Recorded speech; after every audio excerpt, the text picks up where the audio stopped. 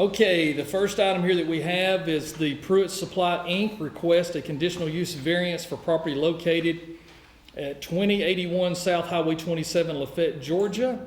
Tax and parcel number 0-490-1-005. The first public hearing was on June the 18th at the Planning Commission. So is there anyone here on this public hearing that would like to speak in opposition of the Pruitt Supply request for conditional use variance? Any opposition? Okay, hearing none. Is there anyone here tonight that would like to speak in favor of this conditional use request?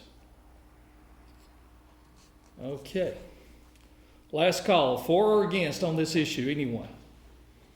Okay, all right, we'll go to the next item. DFP LLC requests a conditional use variance for property located at 0 Glentana Street, Rossville, Georgia, tax map and parcel number 0-113-088A. First public hearing was also held on June the 18th of 2020 at the Planning Commission meeting. Anyone that would like to speak in opposition of this conditional use variance? Anyone in opposition? Okay, hearing none. Anyone that wants to speak in favor of this? All right, last call, for or against, anyone? Okay, we'll move to the next item on the agenda. Number 3, Douglas Daltrey requests a rezone from A1 to R1 for property located at 312 Allgood Road, Flintstone, Georgia. Tax map and parcel 0-049-065. First public hearing was also held on June the 18th of 2020. Anyone in opposition of the Douglas Daltrey request for rezone from A1 to R1? Anyone in opposition? Okay, hearing none. Anyone that would like to speak in favor of this request? We're in favor of it. Okay. With the Darties. Oh, you're the Darties. Okay. So you're in favor. All right. Thank you. Anyone else? All right. Thank you for that. All right. Item 4 on our public hearing. Gerald Joe Thompson requests a rezone from A1 to RA for property located at 1452 Wheeler Road, Lafayette. Tax map and parcel 0-339-056. First public meeting was on June the 18th of 2020 at the Planning Commission. Anyone like to speak in opposition? Anyone in opposition for the A1 to RA rezone at 1452 Wheeler Road? Anyone that wants to speak in favor of this? Yeah, would you come to the podium, please? I ask you to state your name just for our record. Brenda Jo Thompson. I just wanted to say I would appreciate the recommend. I do appreciate that, and yes, we are. I would love to be able to share my family property with my children, so I would appreciate very much if I get to do that. Okay. All right. Thank you for coming and speaking tonight. Very good. Okay, item number 5, and this is the last item on our agenda. Roy Dwayne Tankersley requests a rezone from C1 to R2 for property located at 1901 McFarland Avenue, Rossville, Georgia. Tax map and parcel 0-156-094A. First public hearing was also held on June the 18th, 2020 at the planning meeting. Anyone that would like to speak in opposition of this request from a C1 to R2 at 1901 McFarland Avenue? All right. Anyone that would like to speak in favor of this? Okay. Hearing none, we'll mark that off our list.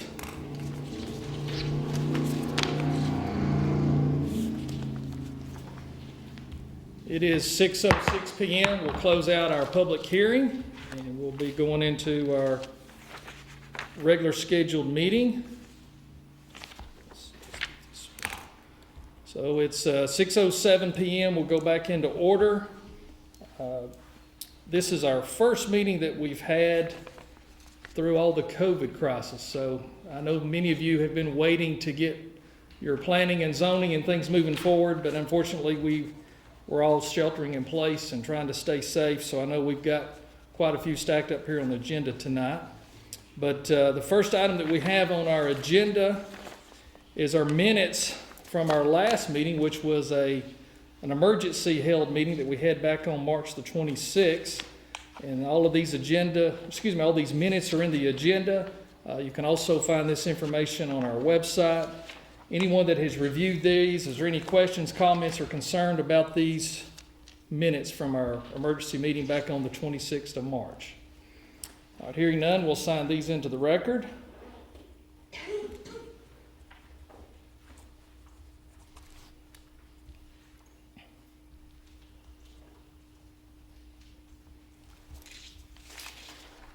Okay. Now we're going to get to some of the good stuff here. All right, under new business, approval for purchase order 2020-1248 and 2020-1249 for Walker County Sheriff's Department requesting the purchase of 8 new vehicles from Prater Ford. We have Mr. Chris Anderson here today from the Sheriff's Office to tell us the journey he's been on trying to find some vehicles and what we've got going here tonight. Of course, each year, the Sheriff's Office tries to replace a number of vehicles in the fleet due to whether they're just exceeded their useful life, attrition through crashes, wrecks, things like that. Typically, Sheriff's Office runs about 1 million miles a year through the county, so that adds up pretty quick on a vehicle. And it has been an adventure with COVID and everything to find any police vehicles anywhere in the United States, but we did get lucky. We want to purchase a total of 8 Fords from Prater Ford in Calhoun, which was the closest we could find. And then the other 2, we have to go all the way to Opelika, Alabama to get because of,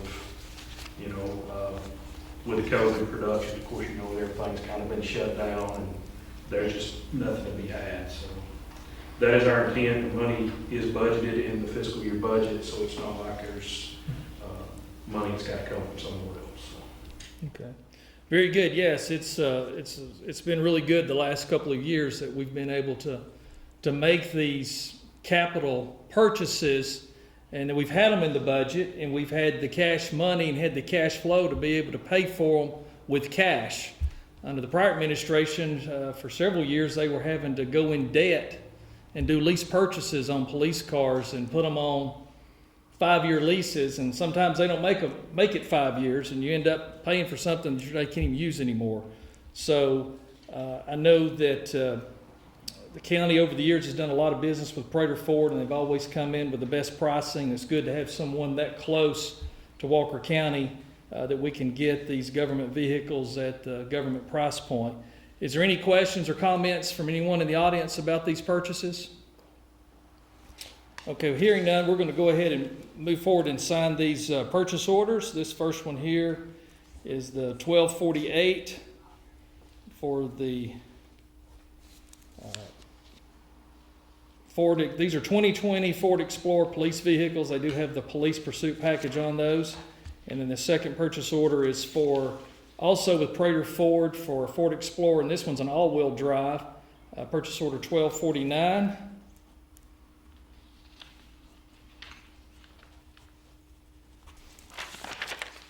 And then there is the supporting documentation in the packet for these that shows the detail.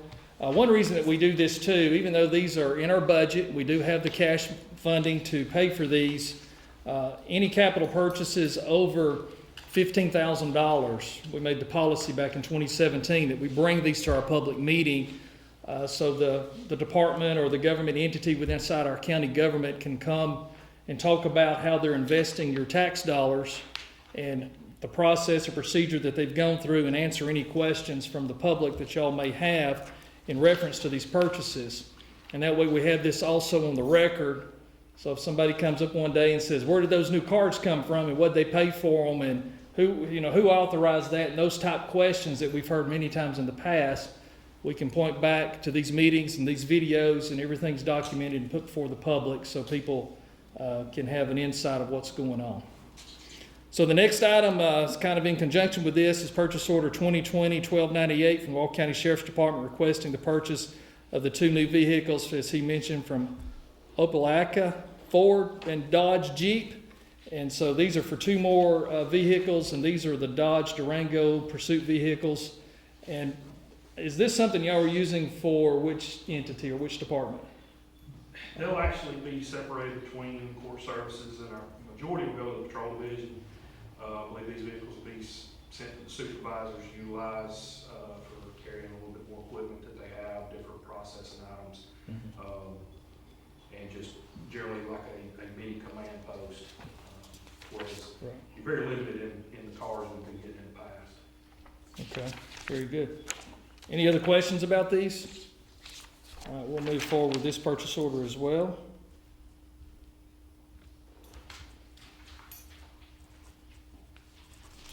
We appreciate you speaking on this evening. So thank you. Okay, item number 3 is Resolution R 11-20. It's awarding of a demolition and removal contract for project DRBS 2020-1. In this, I'll read this resolution here so everyone will know. Resolution R 011-20, a resolution of the sole commissioner of Walker County to award demolition and removal contract for projects DRBS 2020-01. Whereas Walker County, Georgia led a bid, DRBS 2020-01, a demolition and removal of blighted structure project, and whereas the project involves 5 structures to be demolished, removed, and filled and leveled with the compacted dirt at 47 Rogers Road, Chickamauga, map and parcel 0164051, 17 Cleveland Road, Chickamauga, Georgia, map and parcel number 0164067, 1101 Salem Road, Rossville, Georgia, map and parcel number 0097025, 350 Devon Street, Rossville, Georgia, map and parcel 0210177. Whereas among the bidders who fully complied with the requirements for bidding, presented the lowest cost and deemed responsible bidder based on the criteria set forth in the bid proposal, therefore be it resolved by the sole commissioner of Walker County, Georgia, for contract DRBS 2020-01 is hereby awarded to, and it's blank at this point, so resolved and adopted the 25th day of June 2020. These Exhibit A, the cost demolition and removal blighted bids, are also in the packet. The complete packets are here. We actually opened these up in a bid opening yesterday at noon at the commissioner's office. We did have a couple of attendees at that meeting, and we also videoed the opening of those sealed bids, and I believe that's already up on our Facebook. Yes. So it's already up on our Facebook page, and also we have a YouTube channel where we archive all of our meetings, so you can go and watch that in its entirety, or if anyone wants to look at these bid packets, you're more than welcome to. The staff did go through these and have made a recommendation that the contract be awarded to North Georgia Groundworks in the total amount of $16,030. It was the lowest bid by $3,970. It will also complies with all of the legal requirements of the bid.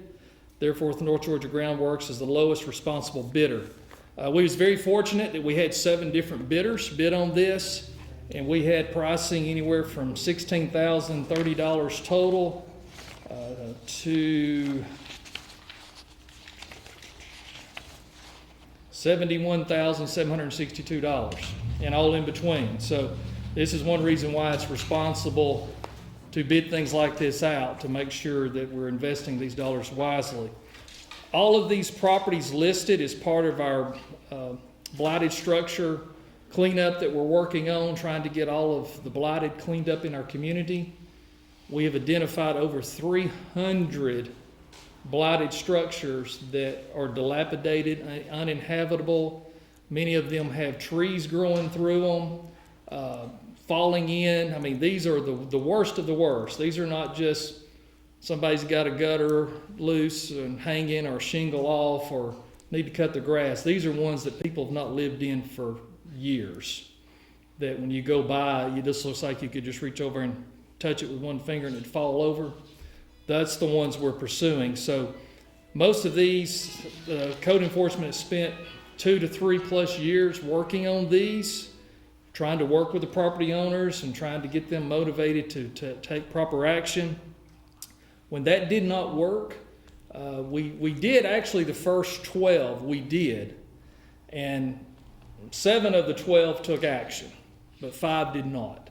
And so part of that process is a legal process where they have their due process in magistrate court, and the judge has taken these cases up and has heard from the property owners or has communicated with the ones that would respond.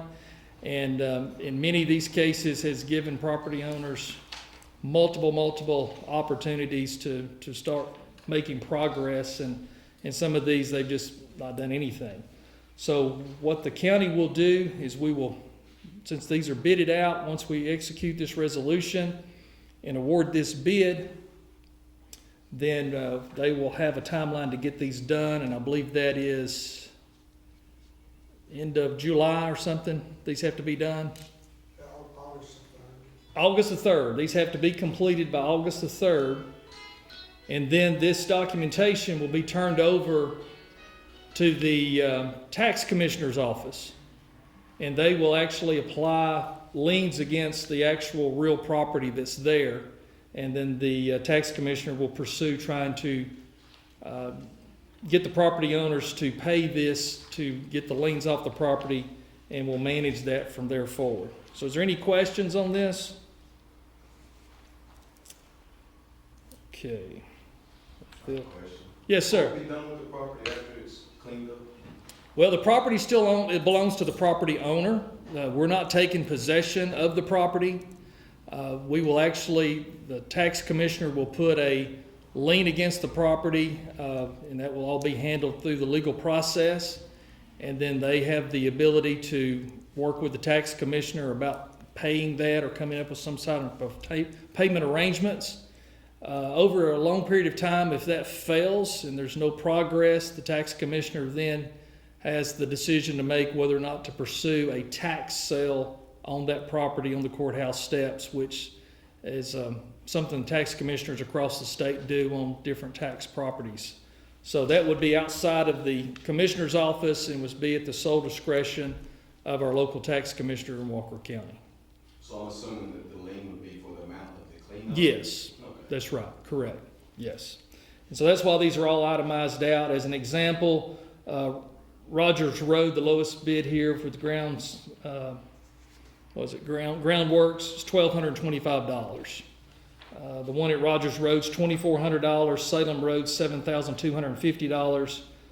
Devon Road in Rossville is $5,155. And so that's the amount that would go to the tax commissioner. Okay.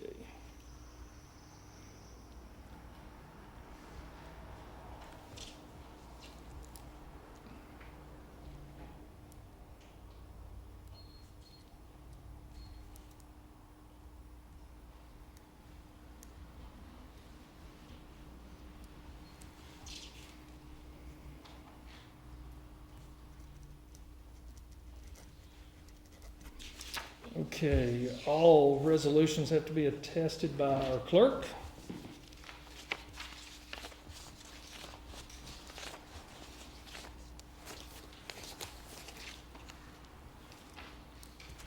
Okay, item number 4, resolution R-1220, the reappointment of Ms. Thompson to the Chickamauga Library Board. The resolution of the Sole Commissioner of Walker County appoints members to the Chickamauga Library Board. Whereas OCGA 20-5-42A provides that the County Board of Trustees shall consist of at least one appointee from each governmental agency financially supporting the libraries on a regular basis. And whereas OCGA 20-542B provides that the Regional Library Board trustees shall consist of trustees serving on member county board who are appointed to the regional board by the county board for a term specified in writing pursuant to the Constitution and bylaws of the library system. And whereas the Sole Commissioner of Walker County has the authority to appoint members to the Chickamauga Public Library, and whereas the Sole Commissioner of Walker County, recognizing the qualifications and commitment to public service, Ms. Thompson, via her prior experience on the Chickamauga Library Board, therefore be it resolved by the Sole Commissioner of Walker County, Georgia, that Ms. Thompson is hereby reappointed to the Chickamauga Library Board for a term running from July 1 of 2020 to June 30th of 2023. So resolved and adopted the 25th day of June 2020.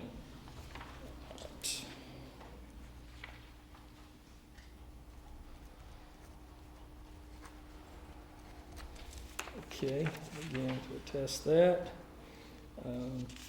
We have a letter here going to Ms. Thompson, thanking her for her service and notifying her of her reappointment. It's also in the agenda pack. And then also a letter to Lisa Eubanks, the Director of the Cherokee Regional Library Board, notifying her that this appointment has been made.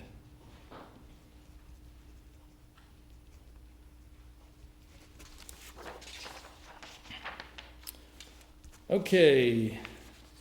Resolution R 13-20, appointment of John Howard to the Walker County Tax Assessor Board. Resolution R 13-20, resolution of the sole commissioner of Walker County to appoint a member to the Walker County Board of Assessors.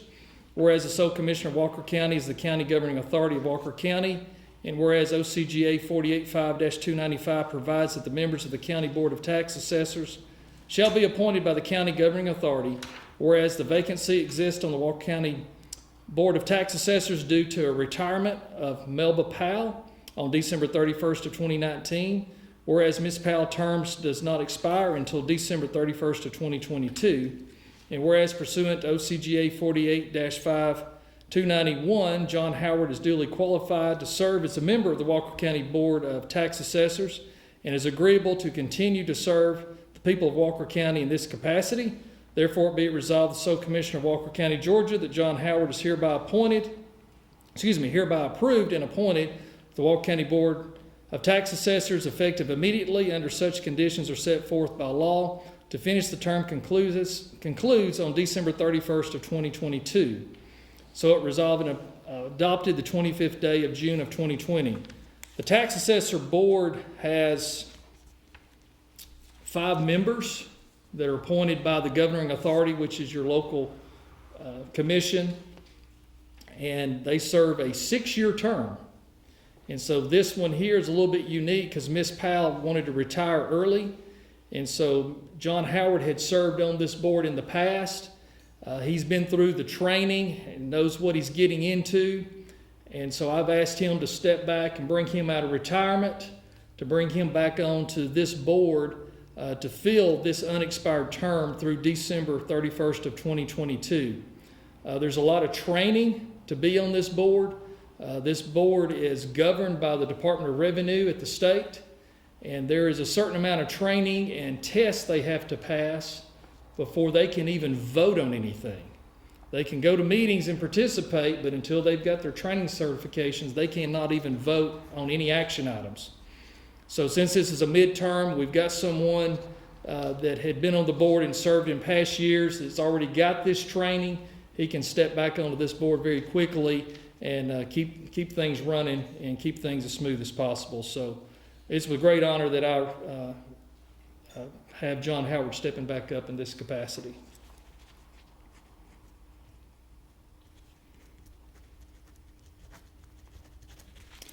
Again, I'll have the clerk attest that. Okay, yeah, I have a letter here going to John, so he'll know it's official.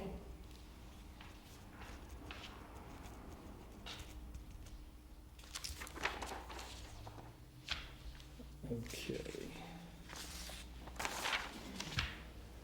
All right, item number 6, resolution R14-20, appointment of Charles Helton to the DFCS Local Advisory Board. Okay, do I have that one?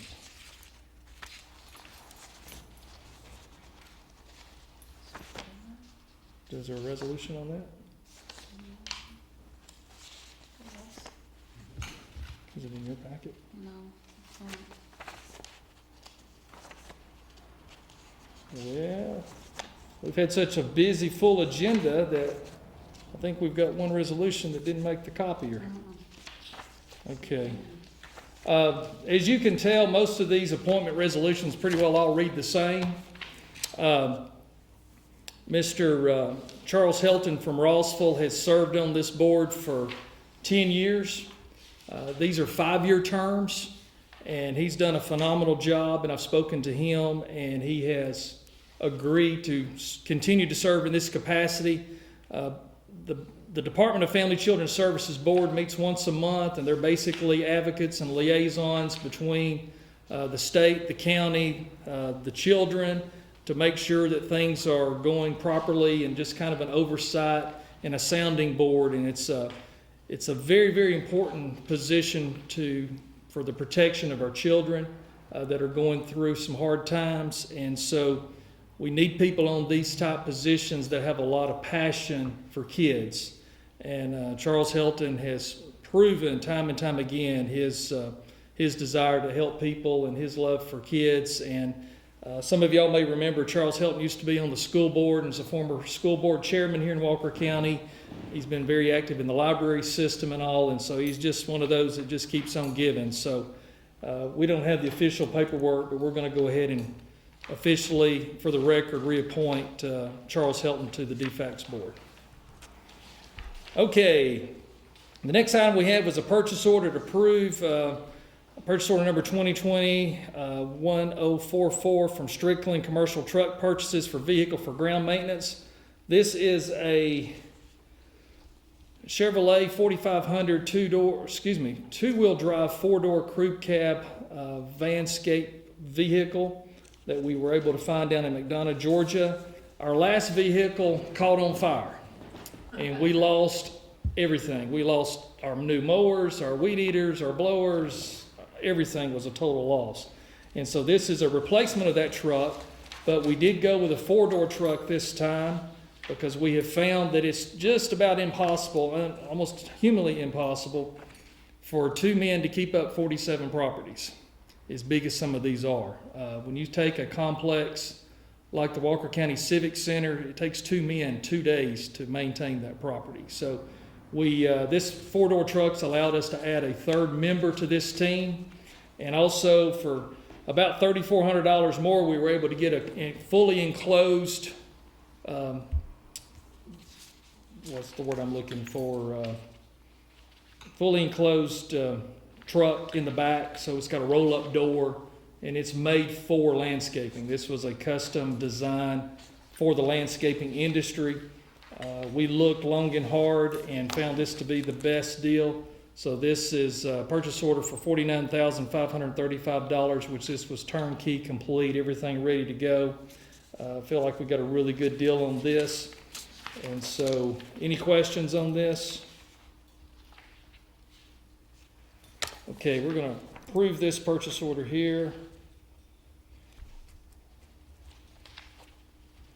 And also, too, we had cash money and had it in the budget. So, no debt.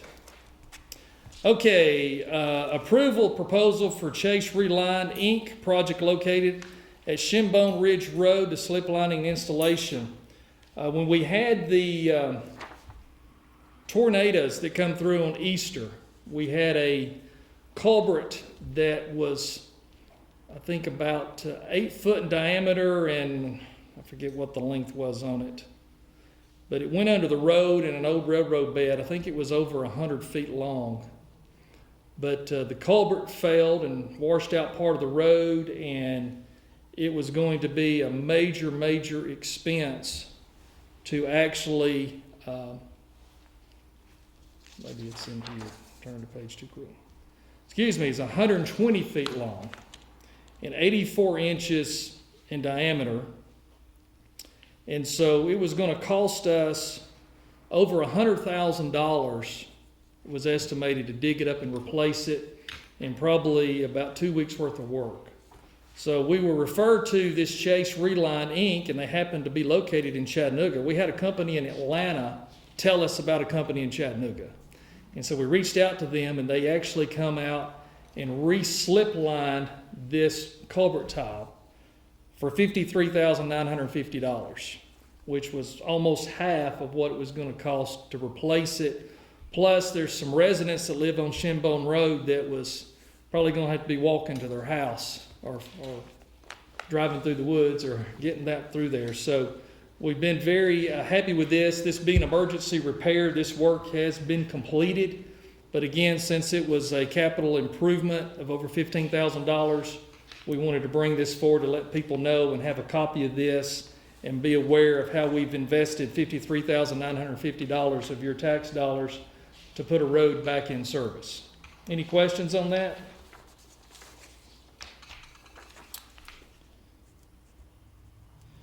And this was just one of several roads that was heavily damaged, but this was the only one that was over $15,000 for the repair. Okay, the moment you've all been waiting for. Next item on our agenda is the Pruitt Supply request for conditional use variance for property located at 2081 South Highway 27, Lafayette, Georgia. Tax map and parcel number 0-490-1-005. The Planning Commission's recommendation was to approve as submitted. They have sent over the documentation of the application. They have marked this, that they heard this on June the 18th, and they voted unanimously and approved this as submitted. So I'm going to agree with their recommendation and make this the final approval for y'all's request. So we'll mark this as approved as submitted.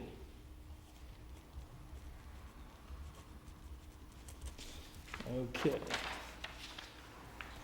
The next one we have is DFP LLC, request for conditional use variance for property located at 0 Glen Tanner Street, Rossville, tax map and parcel 0-113-088A. Planning Commission recommendation was approved as submitted. Likewise on this one, they heard this on the 18th. They approved, or their recommendation was to approve this as submitted. So we're going to take their recommendation and approve this one as submitted.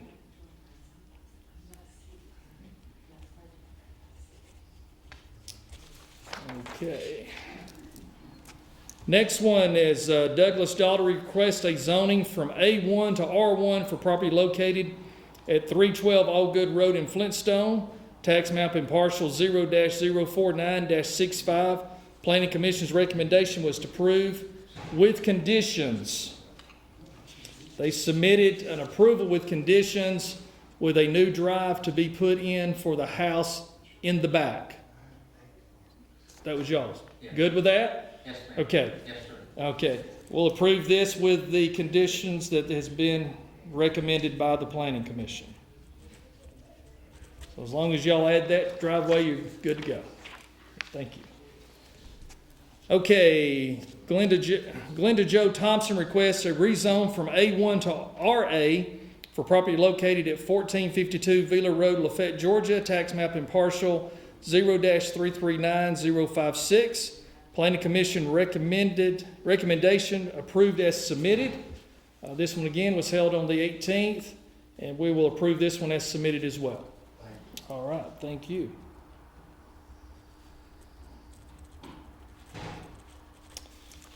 Okay, so that one's good.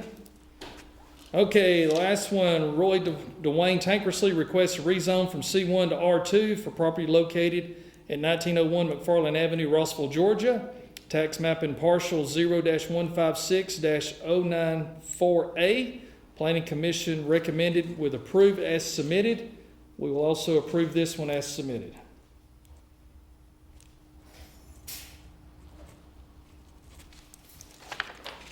Okay, this is just where those were advertised. Okay, the last item on our agenda is our statistical data report that we do every month, but since we've not had any public meetings, these have kind of been backlogged, so you have there in your packet and also online the March, April, and May reports. I'm not going to cover everything in here. I will point out a couple of things. Our animal shelter, as you can see, has been quite busy every month. They took in 47 dogs and 21 cats in March, took in 10 dogs and 26 cats in April, and took in 65 dogs and 66 cats in May. They've been very successful in placing many of these with rescues or return to owners. So the outtake in March was 61 on dogs and 24 cats. The outtake on April was 19 dogs and 34 cats. They got really busy in May. The outgo was 53 dogs and 42 cats. Jump down to our fire department, you'll see that our fire department numbers are down where we were normally running around 400, 500, 600 calls per month. They've changed their protocol on the types of calls that they are responding to, mostly being medical related calls. So you don't have 3, 4, or 5 people going on to a scene not knowing the medical condition or knowing if the person may have been exposed to COVID-19 or have actually got COVID-19. So they've changed their protocols where we're not sending as many responders in at one time unless backup is needed, and then they will go. Okay, our litter control is always a big thing that we have every month. We were able to use our trustees in March for part of that month and picked up 3,840 pounds. We lost our trustees in April and May, so we had 0 in April. May, we have been using an outside temporary employment agency because the litter was piling up on the roadsides very quickly. I think a lot of that's due to people getting fast food and doing takeout through the COVID, so our county was getting dirty very quickly with trash. So we jumped up to 18,080 pounds in May. One thing I always like to talk about is new home construction for single-family homes. We're ahead of pace of last year, believe it or not. So single-family homes construction, there was 11 new permits pulled in March.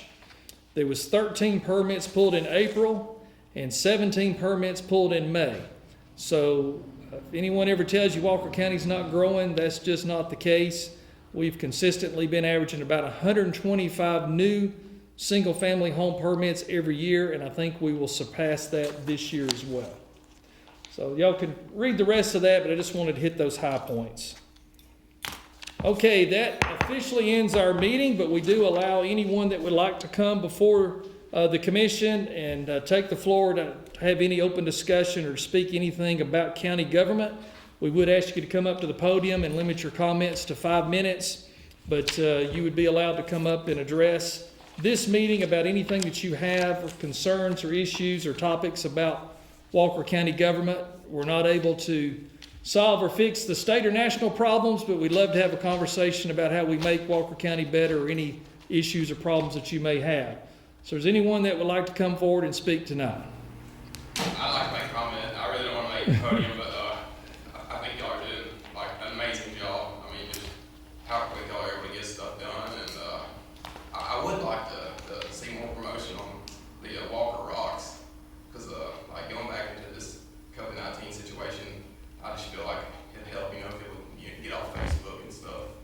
And but yeah, I'm just excited to be here. Well, great. Appreciate you coming tonight. Appreciate the positive feedback. Yes, sir. Very, very good. Y'all are just doing an amazing job, and it's just so cool how y'all can just get stuff done like that. Yeah. And I'm just really proud to be a citizen here. So.